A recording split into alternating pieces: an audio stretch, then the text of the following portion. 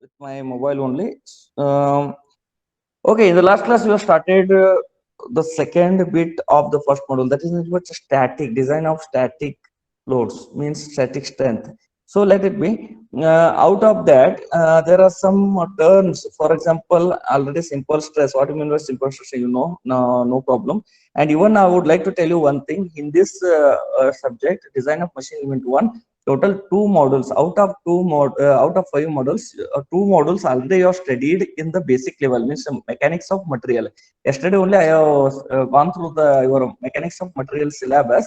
In that one, you have studied all the things. For example, stress strain in depth you have studied, and also you have studied the what you mean by means the moment of inertia and all those things related tasks, and even failure modes also you have studied in the mechanics of material subject only, and also you have studied certain derivations. Some derivations also you have studied in the basic level only. Okay, whatever it may be, we will recall those all things once again here.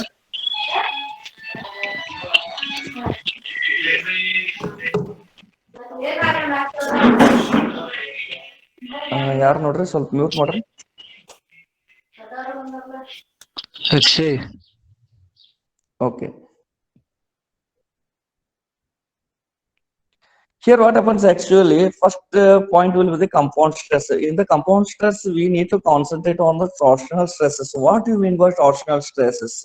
Actually, according to the definition, torsional stress is nothing but the stress produced in a member twisted by a couple is pure shear, but its intensity on any fiber depends on the distance of the fiber from the center line of twisted member, as he has given in the textbook.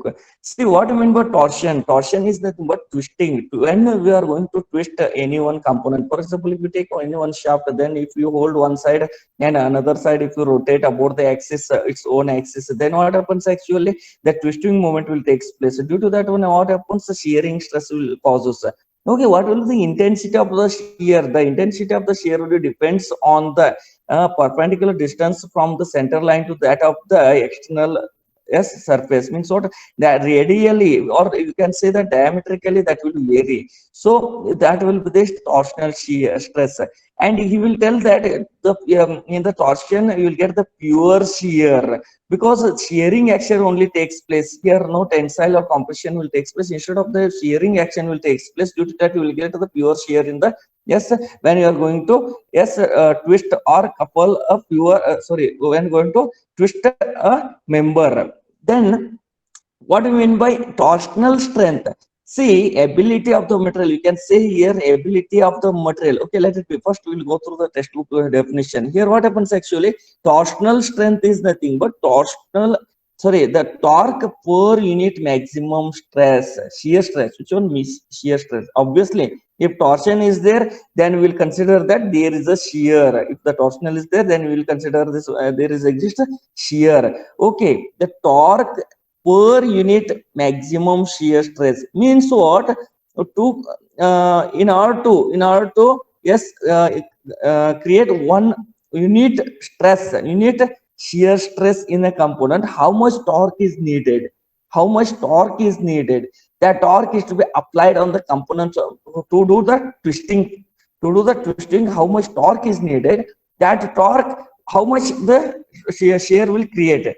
For example, in order to create one unit shear in the component, how much torque is necessary? That strength of the material is nothing but, means what? The resistance offered to the torsion, the resistance offered to the torsion of the material, means what? Shearing of the material is nothing but shear strength of that material. In the reverse order, we can consider the resistance offered by the material for the twisting. Okay, one, if you want to create one unit shearing in the component, then the resistance offered to create one unit shearing is called then torsional strength. Okay, then what do you mean by torsional rigidity? See, mt by theta means what? In order to create one angle twist, in order to create one angle twist, what do you mean by one angle twist? Just imagine there is one rod. The rod one end is totally fixed, either with the wall or any other component, and another end is totally free. If you hold the another end and if you try to rotate that one, as one end is fixed, another end is free, one end is totally fixed, so you can take as a structure. Another end is free to rotate. Means what? When you apply the twisting moment, obviously what happens? Another end will try to twist. So there exists yes, there induces a shearing action, shearing stresses. Okay, how much twist will takes place in terms of angles we can measure, in terms of angles.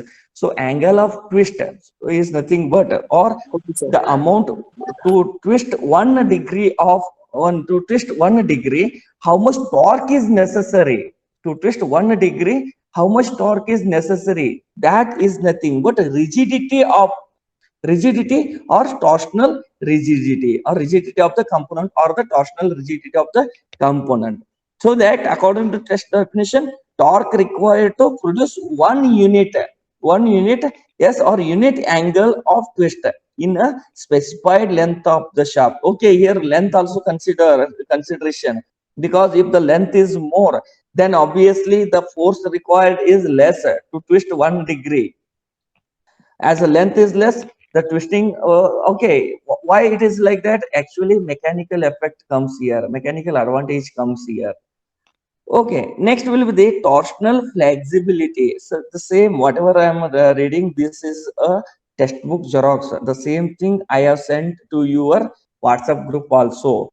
You can go through that one. In the WhatsApp group I have sent the same scanned textbook copy, and also some means what, slides also I have sent the slides also. Okay, next point will be the uh, torsional flexibility. Yes, it's the reciprocal of torsional rigidity. Obviously theta divided by mt means what? In order to get one, sorry, if you apply any load, unknown load, if you apply the unknown load, if you apply the unknown torque, you don't know how much torque is there. If you apply the unknown torque, and you will get whatever the torsion angle, whatever the torsion angle, then total amount of torsion angle, whatever you will get, then per unit torque, sorry, per unit torque, you will get the, yes, flexibility of the component, or torsional flexibility of the component. Okay, next point will be the moment of inertia, or the polar moment of inertia. What do you mean by polar moment of inertia? I think you have studied this one in first year civil subject, as well as in the mechanics of material subject. Okay, polar moment of inertia. Before that, what do you mean by I think what do you mean by moment of inertia? First, we will study the moment of inertia. Then we will go through the polar moment of inertia. Okay, what do you mean by moment of inertia? See, in a general, we can consider that moment of inertia will represent the as property of the body, represent the property of the body when the body is either rest or in rotating condition.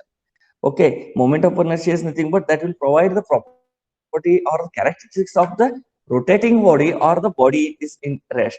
Okay, in general, if you consider, it's mi means moment of inertia character is the characteristics of a rotating body, due to which it opposes the, yes, change in its, yes, change in its continuous of rest or motion. Yes, due to which it's a continuation in the rest or motion. Okay, in generally, if imagine there is one body is at rest, and also at the same time we can consider the body is under motion. When whatever the motion is there, body is in motion, that motion is to be registered by the ground, means or any other external body. So due to the resistance, what happens? The motion will try to just resist, and finally the component will be in rest. And in the another case, the rest component will be in try to motion when you are going to apply the external load on that one. So if you consider both the cases, then how can we define the moment of inertia? Moment of inertia is nothing but It's the characteristic of a rotating body. It's the characteristics of the rotating body, due to which what happens actually, it opposes the change in its continuation of the rest or motion. Okay, for example, I will take one body. Just I will rotate it on the ground. I will take one body and I will rotate it on the ground. Then what happens actually? Uh, just imagine body A. Body A. I will take one body A and I will rotate the body A, and obviously it will move around 10 to 15. Imagine 15 meter.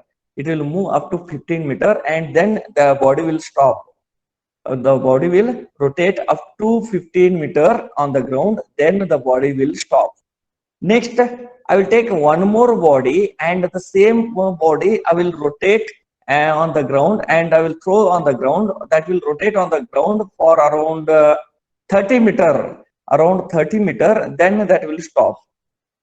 Then in the both the cases, first body I have rolled and on the ground, that will move up to 15 meter, and second body I will roll on the ground and that will move up to 30 meter. Both the bodies are having different motions, the distances. Then what is the cause actually? The body rolled on the ground. The ground will try to resist the body for rotation. Means what? There exists a frictional force.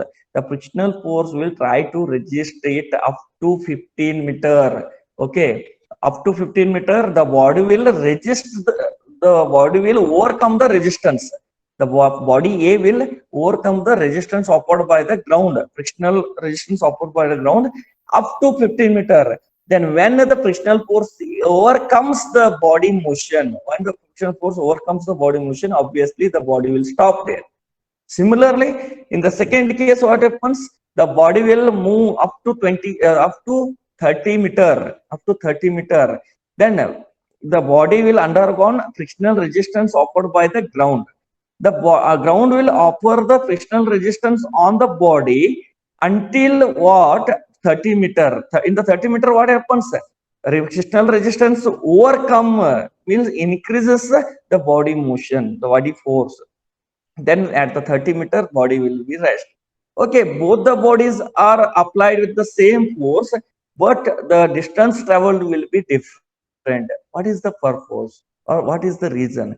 The actual reason will be the body 1 may be smaller, body 2 will be the larger. Body 1 will be having the less weight, body 2 will be having the more weight. Okay, and when you are applying the certain same forces, then what happens? The body weights will become into existence. Then we call that one the inertia forces, body inertia forces.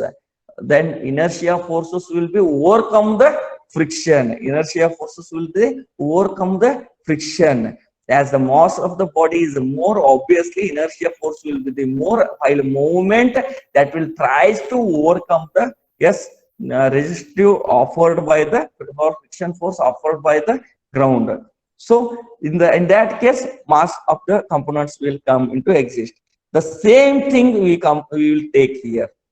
If you take the formula, for example, if the wheel is there, both are wheel A, wheel B is there. Wheel A having certain radius, wheel B also having certain radius. Wheel A is having certain mass, wheel B is also having certain mass. Then we can take the formula I is equal to, already know that one. I is equal to moment of inertia. I is equal to mr square. I is equal to mr square. Then what happens actually? If you fill whatever the values, you will get the moment of inertia. And is it any directions for the moment of inertia? No. Moment of inertia doesn't have any direction. Then obviously, it will be the scalar quantity. Moment of inertia will be the scalar quantity. You can ask me one question, sir. Is it there in the syllabus? No, it is not there in the syllabus. Already you have studied, so that you were not mentioned. But the thing is that while solving the problems in future, in the module 1B, you need to solve the problems. There you must have the knowledge of moment of inertia. What is that moment of inertia? Generally, we can say that moment of inertia is nothing but it will represent the property or the characteristics of the rotating body. Okay, due to which what happens? It opposes the change in its condition. whatever the opposing force offered by the body for the change in its condition, either the body is at rest or motion. Now I told you body is in motion. I have given the example of body is motion. Two bodies are under motion. Then I will take one more example. When the body will be at the rest, imagine one body is at the rest, then I try to move that one, I try to rotate that one. So that what happens? Total two components are there, two bodies are there. One body having certain mass, another body is having certain mass. Then if the small body is, if I apply the same force on the small body, if I apply the same force on the large body, then what happens actually? The initial resistance offered by the body due to its masses will be considered. That initial resistance offered by the body mass is nothing but the inertia of the body. Inertia of the body. So that always we can say that starting while lifting any body or rolling any body or moving any body, initial resistance is very high.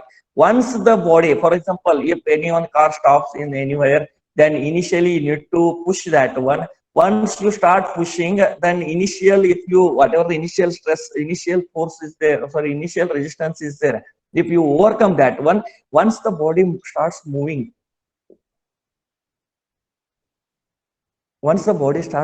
obviously what happens?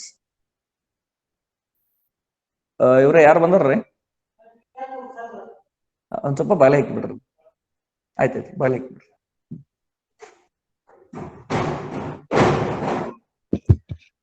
Once the body starts moving, then obviously what happens? The friction, initial friction is more, and afterwards the friction will be less as the body. So that what the initial friction, actually what happens there?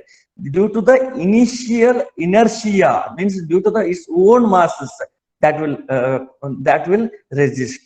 So likewise, we can consider the mass into consideration, mass moment of inertia. We can think about that moment of inertia, and we will go through the polar moment of inertia. What do you mean by polar moment of inertia? Here you can see. Nodri. ಈಗ ನೋಡ್ರಿ. ಹಾ sir, visible. Okay. If the screen is not visible, you do one thing.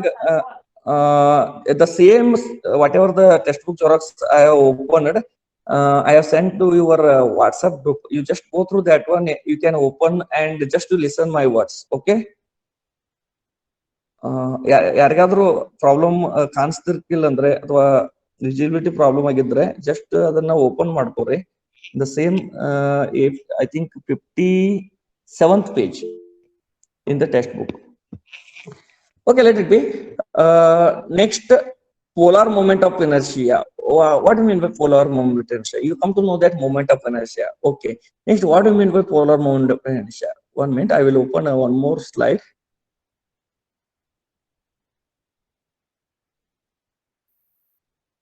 Yes. See here, there is one circular shaft. All of you getting my screen? Yes, sir. Okay. Just see here, there is one circular shaft having certain diameter d and certain length. Okay, whatever it may be. See here, x, y, and z. Total 3 axes I have considered here. Okay. In this case, what happens? X and y are the centroidal axis. What you mean by centroidal axis? Already you studied in the civil engineering first year. Okay. X and y are the centroidal axis. Okay, let it be of the circular chord. Okay. Here what happens actually, we will study what is polar moment of inertia for solid circular shaft. You can say that solid circular shaft. In solid circular shaft, what happens? Polar moment of inertia is nothing but the moment of inertia about the polar axis. Moment of inertia about the polar axis. Then which will be the polar axis here? ZZ, whatever ZZ dash or ZZ axis is there, that axis is nothing but the polar axis. Now, polar moment of inertia, the moment of inertia of the component about this ZZ axis is nothing but the polar moment of inertia of the shaft. Okay, the shaft rotates about the ZZ axis, na? So that we can consider the moment of inertia about this ZZ axis only as a polar moment of inertia. Okay, we can take one theory, that is the thing, but the perpendicular axis theorem, in the mom you have studied that in the perpendicular axis theorem, yeah, what is nothing but I moment of inertia about the ZZ axis is equal to moment of inertia about the XX axis plus moment of inertia about the YY axis of the circular chord. Okay, where moment of inertia of circle about the XX centroidal axis is nothing but IXX. See, moment of inertia IXX plus moment of inertia IY of the circular or for circle about the XX and YY centroidal axis. Total is equal to, you will get the moment of inertia of the, or polar moment of inertia of the component. So here Z axis will be the axis about which the component will be rotated. Okay, what will the formula? Actually, you know that the, if you consider centroidal axis of XX, then the formula will be pi into d raised to 4 by 64. Yeah, as a diameter for the both will be the same, so pi d raised to 4 by 64 plus the same thing, you will get 2 times of the pi d raised to 4 by 64. Then polar moment of inertia is to be, uh, represented with the symbol J. So the formula for the J or polar moment of inertia will be the pi d raised to 4 by 32. How it comes? From the above equation, you will get that one. Okay, this is about the polar moment of inertia and all.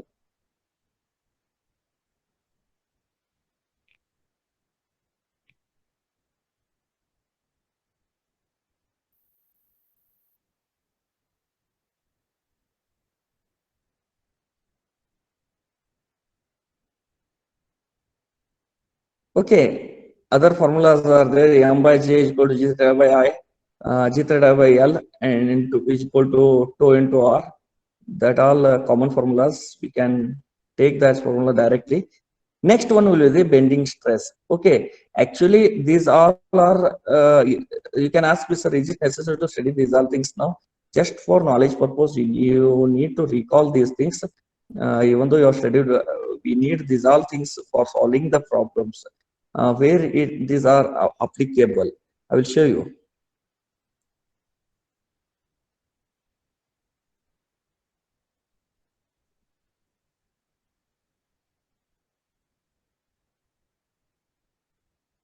See here, problem number 2.5. Here you can see the formulas. Yes. M by J, G theta by L. These all the formulas are needed to solve the problems on the shaft acted upon by the static load. So we need to study the basic things here.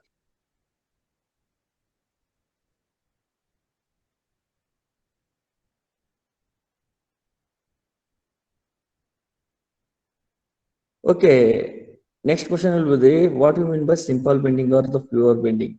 See, when the, generally you can take one beam is there, one beam is fixed at one end, and another end if you apply certain load, and hanging simply one side fixed, another side is totally free. If you apply certain load on the one another end, then obviously the beam gets bending. And while bending, what happens actually, one side compression will take place, another side, yes, tension will take place. So is, you can ask me, is it, sir, any shearing will takes place there? No, there is no shearing stresses occurs. Instead of shearing, what happens? Of course, tear will takes place, but not shearing will takes place. Instead of that, what happens actually? Only direct tensile and compressive stresses will, one side tensile and another side compressive stress will take place. So As there is no shearing, so we can say that pure bending, we call that one as a pure bending or simple bending stress. So that for that formula will be the general expression will be M by I is equal to sigma by C into E is equal to E by R, where E will be the elasticity or the elastic modulus of elasticity, or you can say the Young's modulus, and R will be the radius of neutral layer. Means in every body there we will get the neutral layer. From that layer, what will the outermost distance from the center point to the outermost layer, whatever the distance is there, that we call radius will be considered as the neutral radius or the neutral line radius. The same thing while solving the problem, we'll get that one. Next is section model. What do you mean by section model? Actually, in general, you can say that it gives the relationship between the moment of inertia and that of the C value. Where what do you mean by C value? C is nothing but the neutral axis distance between the uh, outermost layer to the neutral axis. That we will actually distance between the center to the outermost layer is different, and neutral line to the outer layer is different. Neutral line to the center to the outer layer will be the R. Actually, you can consider that one as a radius R. But if you consider neutral line is totally different. That neutral line to the outer layer will be C. While solving the problem, we'll come to know that difference. So the ratio of that moment of inertia to that of the distance between the center line to the outermost layer C is nothing but the section modulus. So section means what? Where you will consider the point of view or subject point of view. That section point will be the section modulus. Next, working stress already you have studied. Factor of safety also you have studied. And reasons are the influencing the section means what? Selection of factors influencing the means what? Importance of the factor of safety. Consideration of the factor of safety also you have studied in the last class. Next, whatever the eccentric loading is there, just they were given while solving the problem, we consider that. Okay, next directly we'll move to the first problem of this factor of safety. Here what happens actually, a plane of, see, a plain carbon steel of grade whatever it may be, they were given yielding stress 360 megapascal. The carbon steel having a yield stress of 360 megapascal and subjected to the tensile load. Okay, tensile load of 60 kilonewton. See, dear students, I know that it's somewhat difficult to understand the whole things here, but although you need to try to read the books once again, read the notes once again, and try to capture whatever is there. So it is not possible to explain each and everything as in the classroom. Of course, I agree that one. And even your side effort is also needed. If you not study the textbooks of notes, and if you're not involved in this one, if you not do the homeworks, then it is not possible to understand the subject. So your part is also important, as online classes means it's both side effort is needed. In the classroom, what happens, you can sit the class and you can study, go through that one, and even though during the internal you can study, no problem. But up to online classes, it's both side effort is needed. Let it be. Here they were given the yield stress as 360 megapascal. Okay, factor of safety, as I told you, up to 3, 4 they will take. So they were given 3. Means what? Safety figure will be 3. Means what? If the applied load will be, the maximum applied load will be around 50 kilonewton, then the factor means the component sustainability will be 150 kilonewton. So 150 divided by 50 is equal to, you will get 3. Likewise, the 3 is the safety factor. And tensile load, the load applicable is 60 kilonewton they were given. The ability of the material to sustain will be the 360. Means yielding strength will be the 360. And they were given the tensile load, direct load, they were given 60 kilonewton. Okay, first what to do? We need to find out the working stress. Working stress will be the 360 yielding strength divided by factor of safety. Okay, indirectly, if you take the factor of safety formula, factor of safety is equal to, say, factor of safety is equal to yield stress to the working stress. Factor of safety is equal to yield stress to the working stress. But as they were not given the working stress, so what to do? We need to take, as they were not given the working stress, we need to take, yes, formula is divided by factor of safety. So yield stress will be 360, factor of safety will be the 3. So you will get 120 Newton per mm square will be the, yes, working stress. 120 Newton per mm square will be the working stress. Okay. Next, what they were given, actually, they were given the load applied on the component, tensile load applied on the component. Okay, here we need to take the directly sigma is equal to F by A. Why you need to take sigma is equal to F by A? As tensile stress is there. So as a tensile stress, normal stress, we need to find out tensile load given. So tensile load is equal to whatever they were given.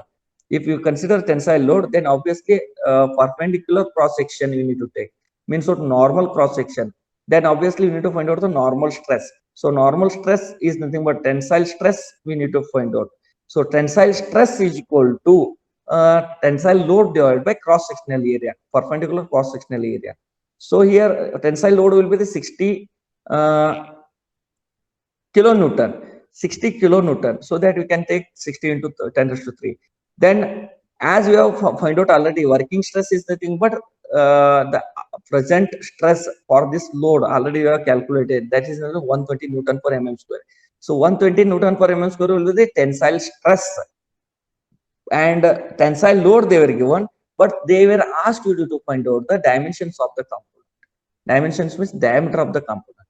So obviously we don't know the D value, so we don't know the A value, but we can consider